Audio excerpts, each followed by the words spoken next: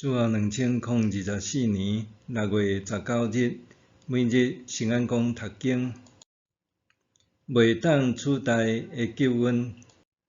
圣经咱做伙来听读，希伯来书第2章第1到第4节。所以，咱一定着搁较注意所听到的信息，才免偏离真道。因为通过天使所传的信息，若有功效，背逆无顺从的人，着受应受的刑罚。安尼，咱忽略遮大的拯救，要哪会当闪避着受的刑罚？主本身有大声宣布即个拯救，听见的人嘛有对咱证实即个事。上帝阁有用新约奇事、逐款大权能的作为，甲照伊家己的意思所分配圣神的恩赐，做伙作证，袂当取代的救恩。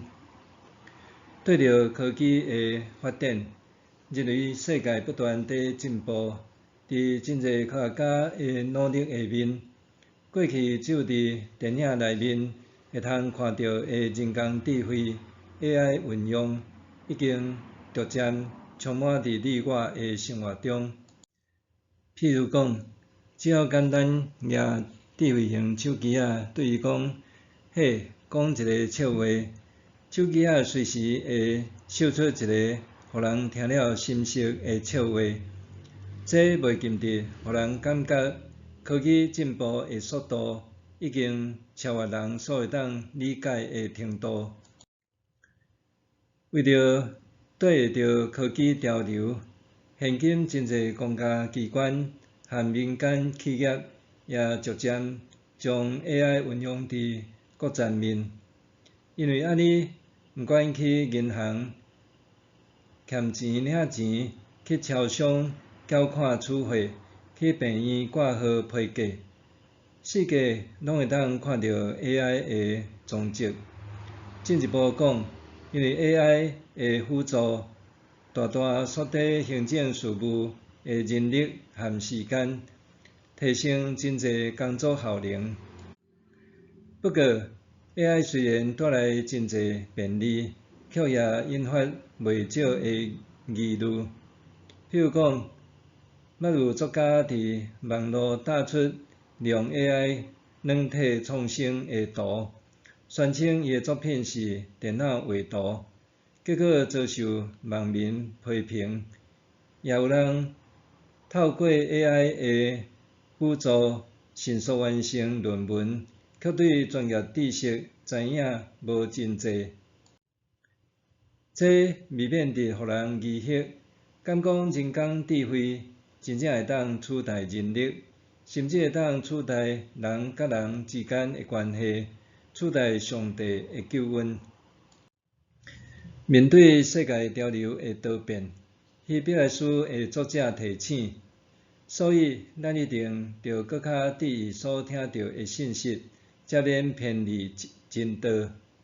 虽然作者并无清楚交代迄个潮流是甚物，却表明当当时的信徒拄陷入危机，可能互信仰生命中的福音真理流失去。事实上，无论倒一个时代的基督信徒，拢可能经历时代潮流的冲强，若袂当坚守真理，迄捌留带伫生命中的美好信息，会亲像流沙相款，互世界的潮流一点一滴冲走。虽然世界的潮流不断改变，上帝救恩却是永远袂改变，而且无通取代。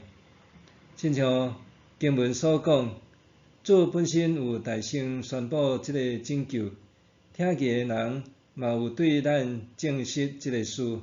上帝阁有用新约奇事、逐款大权能的作为，甲照伊家己的意思所分配圣神的恩赐，做伙作证。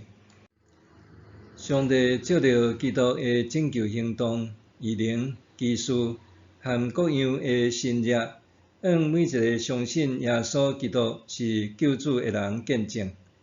迄来自上帝的救恩是确定，搁无法度取代的。昨日咱必须亲身经历，无法度对别人经手，也无法度对其他的所在来领受。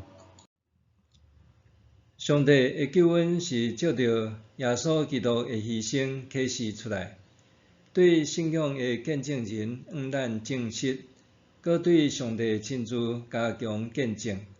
若是轻看离开这份救恩，人所面对的会是灵性的灭亡。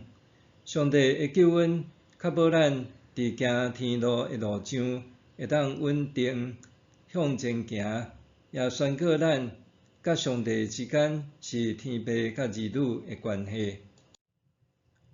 默想，上帝的救恩是无通取代的恩典，互我通得真侪伊的儿女。我愿意为这份救恩做见证，是无？上帝的救恩是无通取代的恩典，互我通得真侪伊的儿女。我愿意为这份救恩做见证，是无？咱来祈祷，亲爱的上帝，感谢你的保守和无比的恩典，我要献上感恩。求你互我坚守真理，勇敢为救恩做见证，奉主的名求，阿们。愿上帝赐予你身心灵拢勇健平安。